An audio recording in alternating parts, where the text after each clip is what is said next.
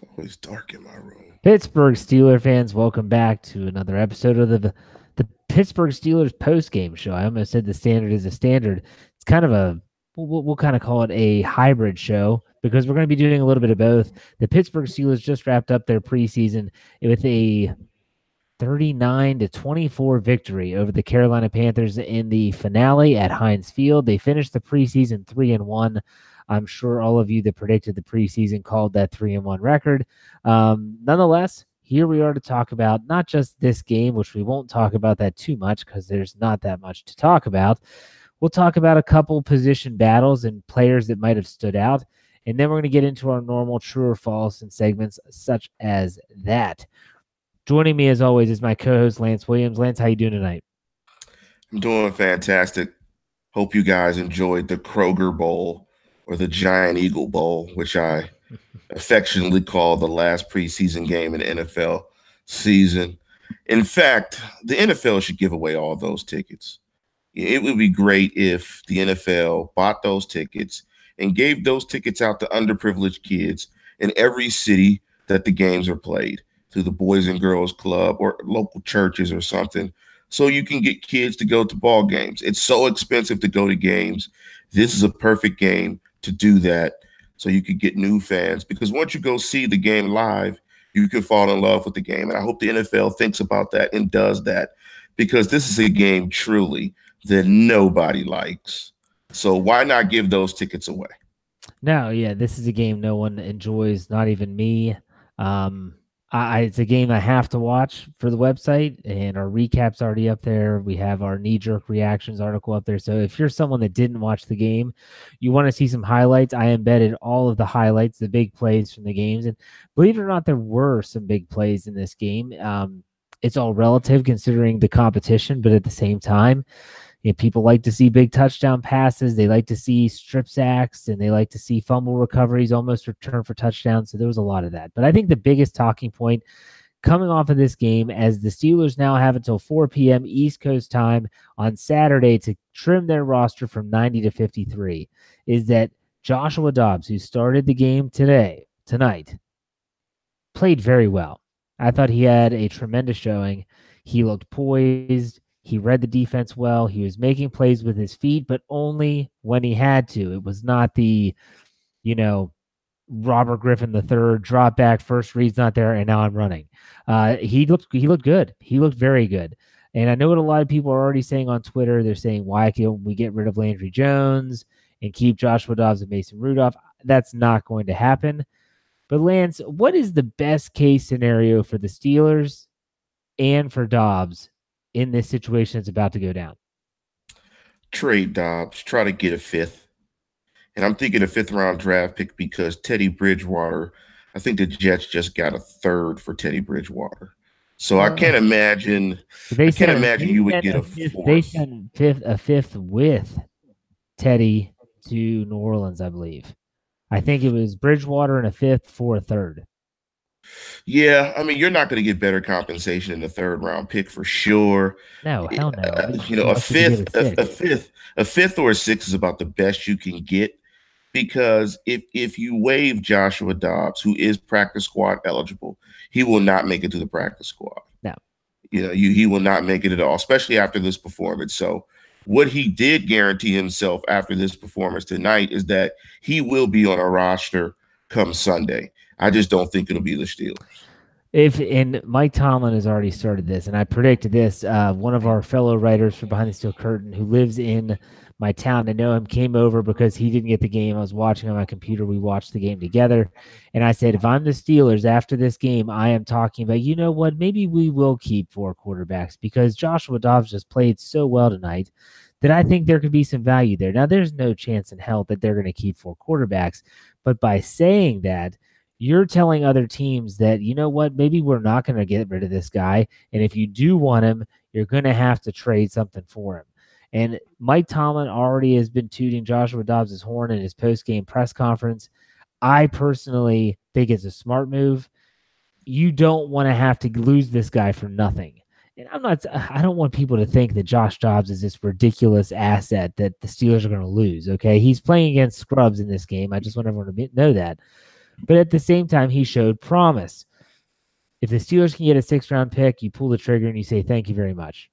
You basically, I mean, I know that Dobbs was drafted in the 4th round, and people will look at that for an equivalent. I don't buy into that personally, but if you can get something for him rather than releasing him, that's the best case scenario for the Steelers. So, Lance, do you predict that he'll be traded, or do you think they're just going to have to release him and then he'll have to go through the waivers? I think they're going to trade him. I think there'll be enough value there that, he showed enough as a young prospect that you might want to develop. The only problem with the Tomlin trying to, talk up extra value was the fact that the Bridgewater trade happened. And you just kind of know that the 3rd round, I mean, these guys are smart. You see 3rd round, you say, no, it's not going to be 4th. So you automatically land on 5th.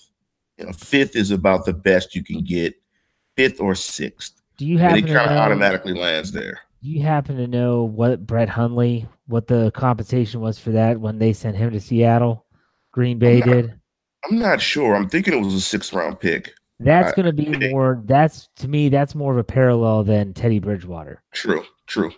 So, yeah, that's your sandwich. That's your bracket between a 6th and a 3rd, and it's probably going to be Huntley because Huntley was a 2nd-round draft pick, if I'm not mistaken, right? I don't know. I don't pay attention that much. So, just to add on to the game today, I do want to say that several players played well other than Joshua Dobbs. I thought Mason Rudolph played a tremendous football game.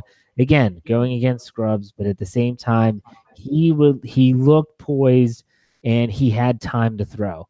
Mason Rudolph, from what you've seen from him in the preseason, and let's be honest, we hope we don't see him again this year because that means that Ben Roethlisberger's healthy and playing. When he's had time to throw, he's made plays, period. You look at the Green Bay game when he was a disaster.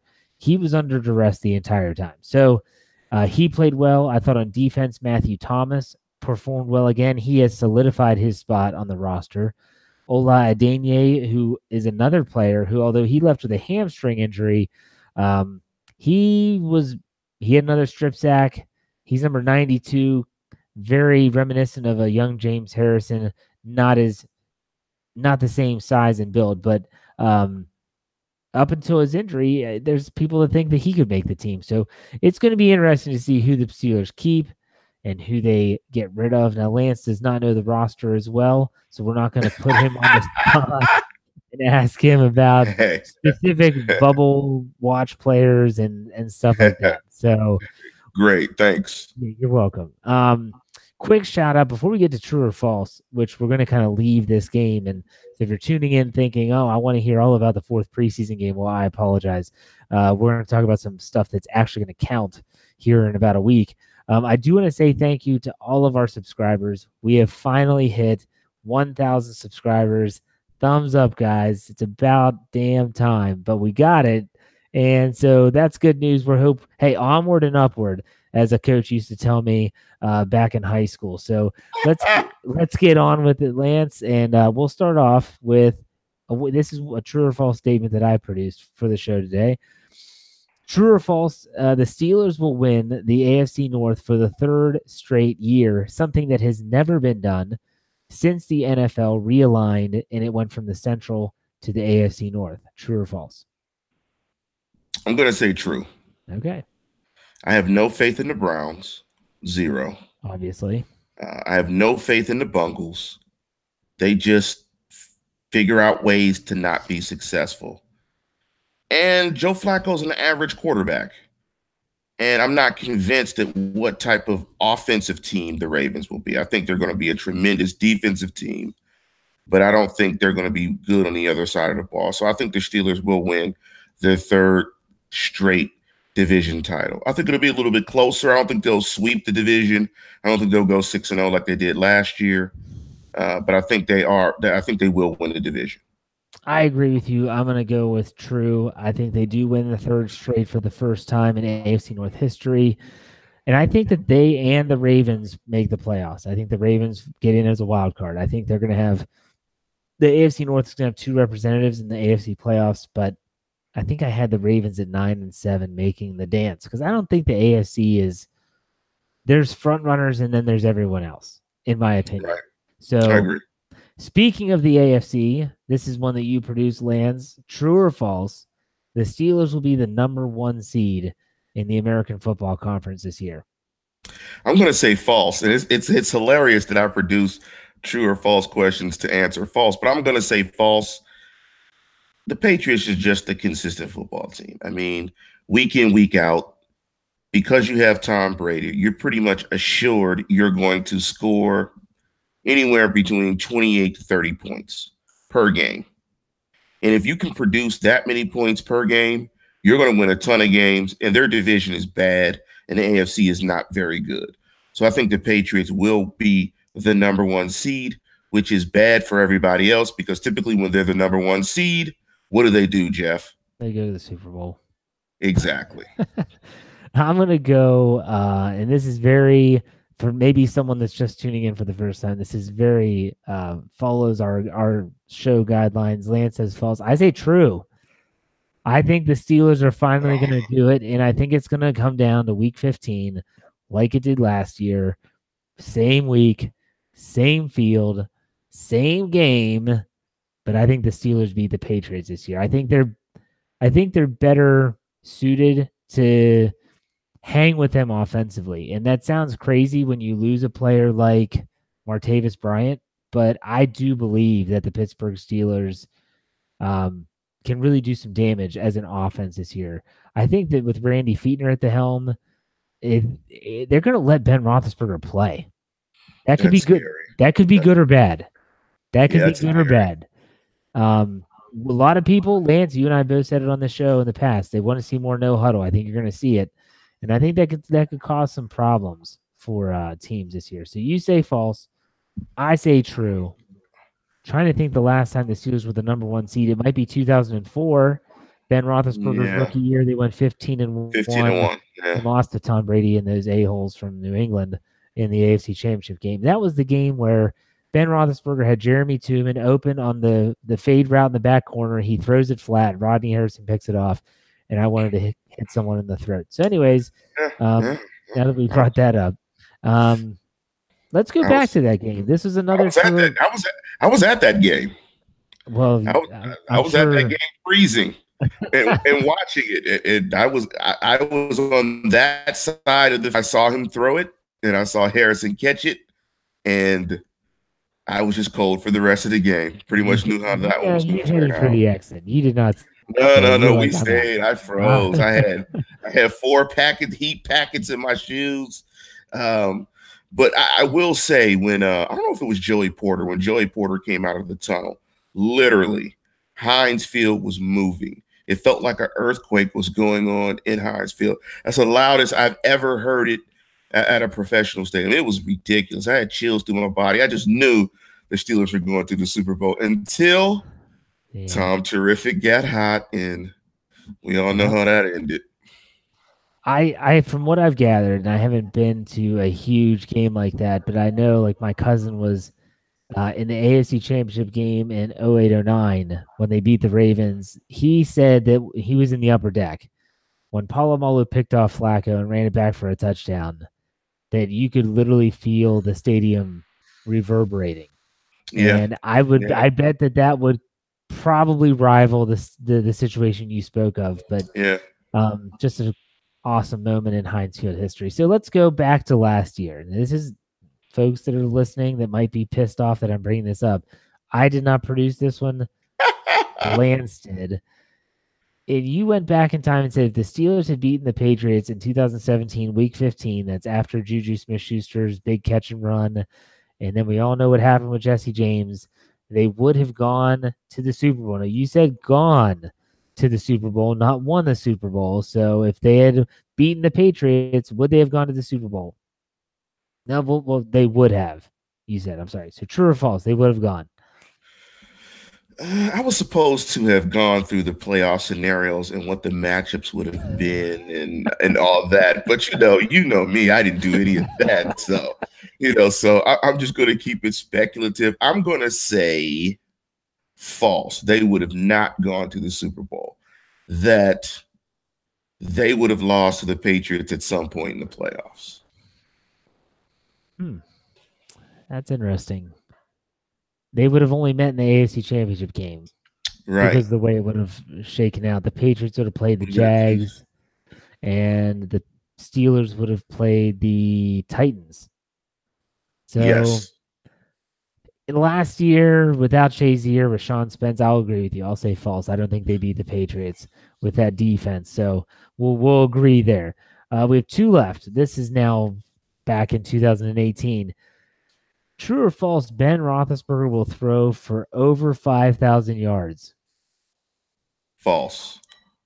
What's your prediction statistically, do you think? Give me ballpark. Don't need exact. I'm going to say about 4,500, 4,600, somewhere around there. I say 4,250. I think they run the ball better than people think.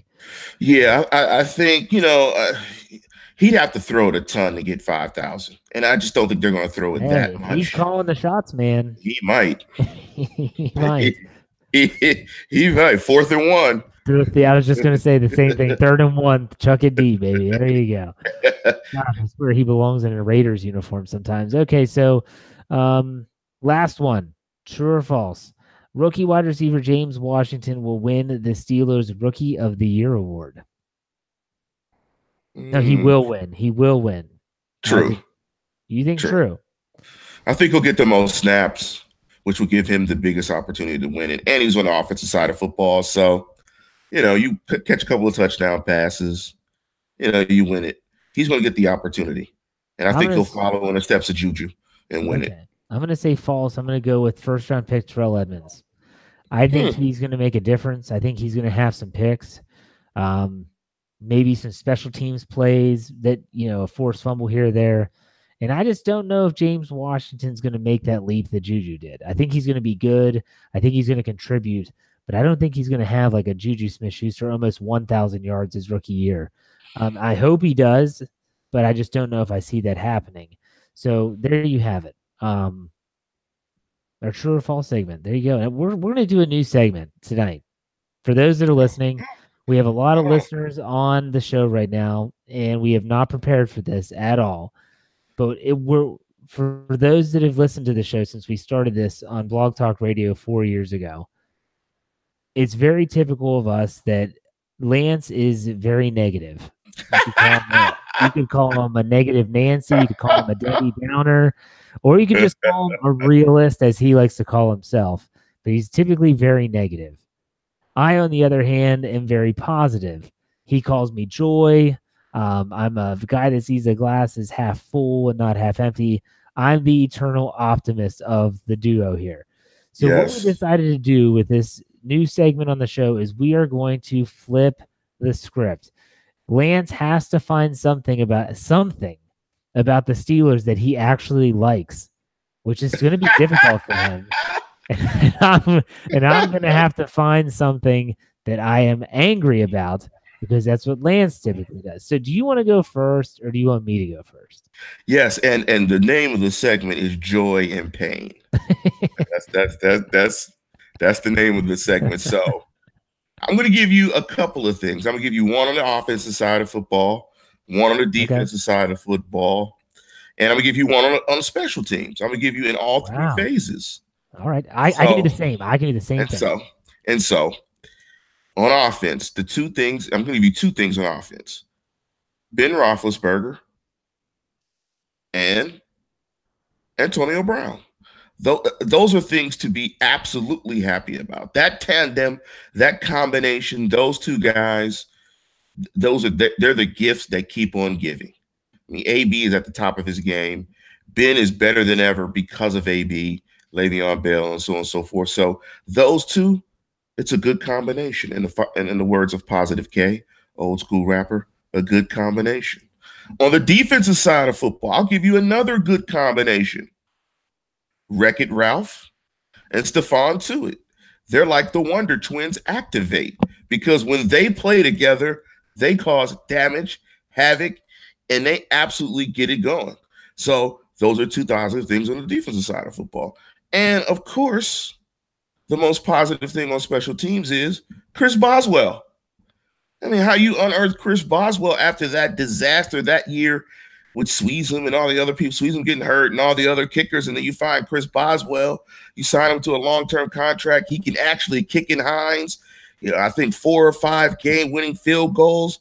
That's awesome. So those are my positives, my joyous things on the offensive side of football. Those are the things that bring me the most joy when I think of the Pittsburgh Steelers. I'm going to look forward to this segment throughout the regular season because I think you're going to struggle. It's easy to say Ben Roethlisberger and Antonio Brown right now. I mean, anyone with a brain can say that. Exactly. I had to go easy. I mean, it's not my strong suit, so I had to go. I get it. So I want to hear how you sound going negative. Okay, and I'm not going to do like multiple on every one, but I'll do offense, defense, and special teams like you did. Okay, here's what pisses me off offensively. Can we get a freaking tight end to stay healthy? My goodness. Good. Vance McDonald. Everyone's excited about seeing you this year. Just like Joe Hayden, you're going to get an entire offseason with Ben Roethlisberger, with the offense, with the team to get ready. And the first week of training camp, you go down with a foot injury. Haven't seen you since, bud. But guess what? You're saying you're going to be ready by week 1. We have no clue. So don't worry. We still have other tight ends like Xavier Grimble. He's a guy that some people claim is a sleeper pick at tight end in fantasy football. I'm not sure why. He's not on the field that much anyways, and he's hurt too. He had to have surgery on his wrist. And then Jesse James. Well, Jesse James is okay, but he's not great. He's not the next Heath Miller. People are talking about these scrubs that are playing in the week 4 preseason game as a starting tight end. You don't have 2 tight ends to even have a 2 tight end set. So week 1, Pittsburgh's offense, boy, that's going to be interesting, especially if you can't run 2 tight ends in a jumbo package. Can we get a tight end to stay healthy? Please. That's all I want to know. That's ticking me off right now. Okay, so that's offense. Defensively, Tyler Matakevich, why in the world is he going to make the team? Cut him. I don't want to see him anymore.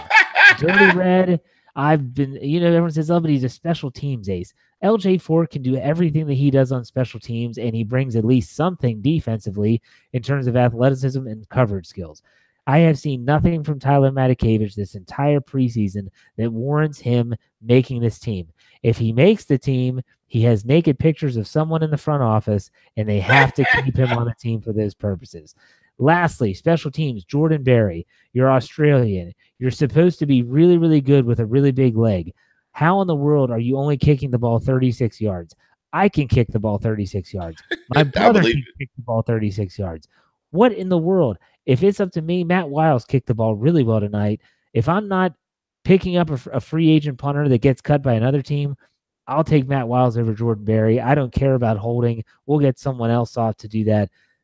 Gosh, just people don't think a punter's important. Go watch Matt Cook from the Ravens as he kicks the ball 65 yards and flips the field. It matters, and Jordan Berry sucks. So there you go. That's my That was hard for you, wasn't it?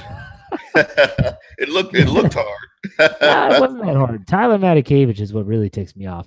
Like, I watched the game tonight. He's being made a fool by 3rd and 4th stringers. Yeah, he's not good. No, he's not. Why keep him? You're wasting a spot. I'm going to do a roster prediction coming up, and he's going to be off it. He's gone. The kid from FSU, if there's a decision between those 2 spots, there's no decision. It's got to be the draft. Matthew Thomas is on the team. They have he played with the starters in week 3 against the Titans. I mean, think about that. Tyler Matakevich saw 0 snaps with the starting defense. Matthew Thomas has a specific package, which I actually like to get your input on because I'm not sure if you saw that. The Seminole package. Yes, they go into a 4-3 and they move Matthew Thomas in the inside, Vince Williams to the outside, and they could put TJ Watt on the other side when he's healthy as an outside linebacker / rusher. That's going to be an interesting package. There's a lot of athleticism, and you could even take Vince Williams off and put Bud Dupree on the other outside, and you have 3 very athletic linebackers there. What are your thoughts on that? I would take Vince Williams out. If I'm going to run that package, I put the most speed and power and athleticism on the field at one time. If I'm trying to get to the quarterback, I gotta keep my 2 best outside linebacker pass rushers on the field. So I would take Vince off in those situations. Is it bad that Vince Williams is a better pass rusher even off the edge than Bud Dupree? Yes, it is very bad that that's the case. That is very bad. But it is the case. That is the truth. That's bad. If he wants a big deal, big contract, that's bad. So, Big, absolutely. hey, like they call him on the website, Big Dud instead of Big Bud. Big Dud Dupree. Dud Dupree. So, all right, Lance, that's our show. We wanted to keep it short and brief. We'll be back next week to preview the Cleveland Browns Week 1 game. The football games finally count, folks. Yeah, they do. They finally count. So, Lance, go ahead. Here's your soapbox. Say whatever you want. I don't think I have a soapbox. I guess I started the show, but about the NFL giving away these tickets. I think the NFL should really think about trying to give away or sell a discount or something to try to get young kids, particularly kids that are underprivileged, into the game, because the games are so expensive now. They're so corporate. And, I learned to love the game by being able to go to the game as a kid and being able to go to the game, smell the grass, be in the stands with the fans. It's great. It's much better than watching it on your TV. But I think part of that is the TV experience is so good now that, it's affordable. I mean, but hopefully the NFL will have a heart, which I doubt, and try to get some kids, especially underprivileged kids, into these games. Because the funny thing about it is the same kids that can't go will be the kids that will be running on the field in 15 years later. So you might as well just get more kids to fall in love with the game, particularly with CTE, head injuries, and all that stuff, that, there's going to be a perception that the NFL is going to have to fight with safety and all that stuff. So you might as well get some kids hooked in the game as fans early by getting them in the stadium.